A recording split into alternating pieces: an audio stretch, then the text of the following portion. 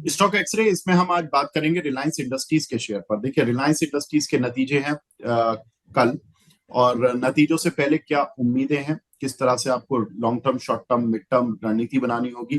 तो रिलायंस के नतीजों से उम्मीद ये है कि कंपनी के रेवेन्यूज में करीब 6.5% का जंप देखने के लिए मिल सकता है। 2,46,700 करोड़ रुपए का रेवेन्यू देखने के लिए मिलेगा, एज कम्पेयर टू 2,31,500 करोड़ रुपए। तो अच्छा खासा रेवेन्यू क्रिएट करती है रिलायंस इंडस्ट्रीज, और प्रॉफिट भी उसी तरह का है। 16,600 करोड़ के मुकाबले 20,200 करोड़ का प्रॉफिट इस कंपनी पर देखने के लिए मिल सकता है। तो एक अच्छा खासा प्रॉफिट यहाँ पर देखने के लिए मिलेगा। साथ ही अगर देखें, एबिटा देखें तो 45,800 एज कंपेयर टू 39,100 करोड़। तो यहाँ पर एक अच्छा खासा जंप एबिटा में देखने के लिए मिलेगा। मार्जिन्स में 16.9 से बढ़कर 18.6, तो ये एक मार्जिन्स में भी करीब करीब 170 बेसिस पॉइंट की बढ़त देखने के लिए मिलेगी। तो रिलायंस के नतीजे अच्छे रहने वाले हैं। अन्य ट्रिगर्स क्या है, क्यों चलेगा रिलायंस के नतीजों में, रिलायंस की जो नतीजों में ग्रोथ है वो क्यों आ रही है। रिफाइनिंग मार्जिन्स, देखिए रिफाइनिंग मार्जिन्स का पहला सबूत हमें मिला एमआरपीएल के नतीजों से जो कल आए थे। एमआरपीएल जनरली रिलायंस से तो बहुत कम रिफाइनिंग मार्जिन क्रिएट कर पाती है, और रिलायंस तो वन ऑफ द बेस्ट है रिफाइनिंग मार्जिन क्रिएट करने में। और वहां पर जब रिफाइनिंग मार्जिन इतने पॉजिटिव आ गए कि एमआरपीएल 270 करोड़ के लॉस से 620 करोड़ का प्रॉफिट दिखाने में कामयाब रही, तो आप समझ सकते हैं कि रिलायंस इंडस्ट्रीज तो इतने बड़े बेस वाली कंपनी है, अगर उनके रिफाइनिंग मार्जिन एमआरपीएल से थोड़े भी ज्यादा आ गए या उसके आसपास भी आ गए, तो एक अच्छा खासा प्रॉफिट वो निकाल कर ले जाएंगे। तो यही एक बड़ा रीजन है। और उसके पीछे हमने वजह कल भी बताई थी, आज भी बता रहा हूँ, कि सिंगापुर ग्रॉस रिफाइनिंग मार्जिन जो थे वो इस क्वार्टर में अच्छे रहे थे। ये हम लगातार अपडेट भी दे रहे थे अपने जब भी हम प्रोग्राम करते हैं बीच बीच में, जिसकी वजह से हमने देखा कि इनके प्रॉफिट्स बढ़ते हुए दिखाई देंगे। अब बाकी चीजें क्या देखनी है रिजल्ट्स में दो चीजें जहां पर की स्ट्रीट की नजर है वो है टेलीकॉम सेगमेंट। टेलीकॉम सेगमेंट में खबर आ रही है कि रिलायंस टैरिफ बढ़ा सकता है।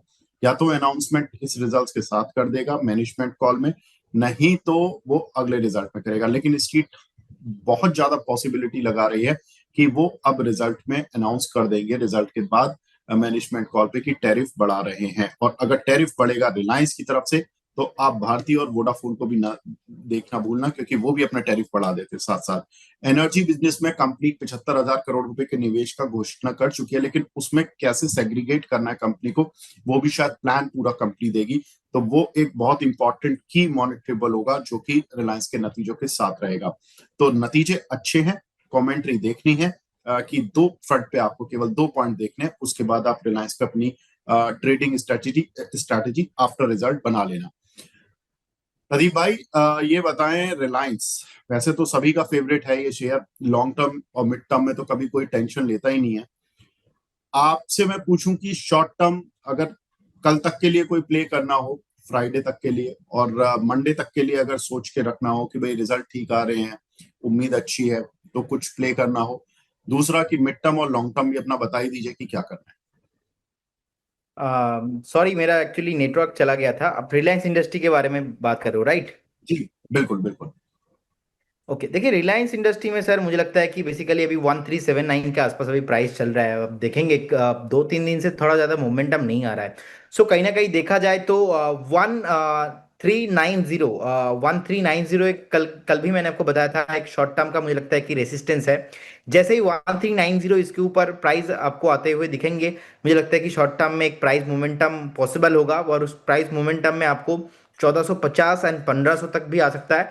इनफैक्ट अगर हम वैल्यू इन्वेस्टिंग के भी बात करते हैं तो मुझे लगता है कि रिलायंस इंडस्ट्री एक अच्छा खासा बढ़िया जोन पे है। अभी 1550 1450 के आसपास होता तो मैं एक बार एवर्ट कर जाता। मुझे लगता है कि अगर आपका व्यू 8 से 10 महीने का है, रिजल्ट भी बढ़िया आ रहा है, तो डेफिनेटली आपको बाई करने का सलाह रहेगा। अब ज्यादा नीचे मैं नहीं देखता हूँ। कभी भी एक डीप आता है बाई चांस, मान लीजिए मार्केट है, अनसर्टेनिटी है, तो कभी भी एक डीप मिलता है, उस डीप में आप भी आपको बाय करना है। 1350 1365 एक अच्छा खासा बढ़िया जोन है, तो आप चाहो तो वहां पे भी बाय कीजिए, करेंट जोन से भी बाय कीजिए। एक बार मोमेंटम अगर आना है 2-1 दिन में, क्योंकि रिजल्ट है तो थोड़ा बहुत वॉलेटिलिटी रह सकता है यहाँ पे 1390, इसके ऊपर मुझे लगता है कि प्राइस एक्शन आएगा। उस प्राइस एक्शन आपको शॉर्ट टर्म में 4-5 दिन में 1440 1450 तक लेके जा सकता है जी। ठीक है, तो रिलायंस पे तो टेक मिला ही कि रिलायंस में क्या करना है। अब प्रदीप भाई, एक्चुअली रिलायंस इतनी बड़ी कंपनी है कि इसके एक एक सेगमेंट को देखकर उसकी जो पीयर कंपनियां वो भी हिलती हैं। अब मैंने बात की कि टेलीकॉम का अगर टैरिफ बढ़ाने की घोषणा आ गई कि हम बढ़ा रहे हैं, या इंडिकेशन आ गया कि हम, स्ट्रीट एक्सपेक्ट कर रहा है कि मैक्सिमम टू मैक्सिमम दिसंबर तक ये टैरिफ बढ़ा ही देंगे, अनाउंसमेंट हो सकता है अभी आ जाए, रिजल्ट्स के साथ आ जाए, या कभी भी वो आफ्टर दिवाली वो कभी भी अनाउंस कर दें अचानक से।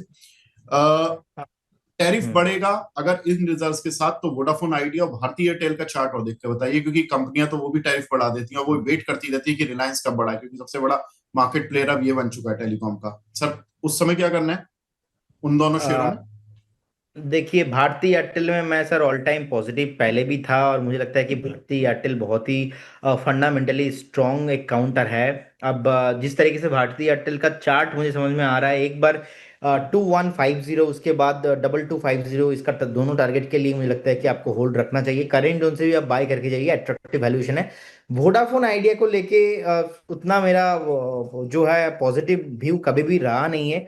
और आपको याद है जिस दिन गवर्नमेंट ने स्टेक लिया था, उस दिन का प्राइस था ऑलमोस्ट 10 रुपीज के आसपास, या तो 9 रुपीज के आसपास। और आप ही के साथ एक दिन मैं शो कर रहा था, आज से कुछ 2 3 4 महीना पहले।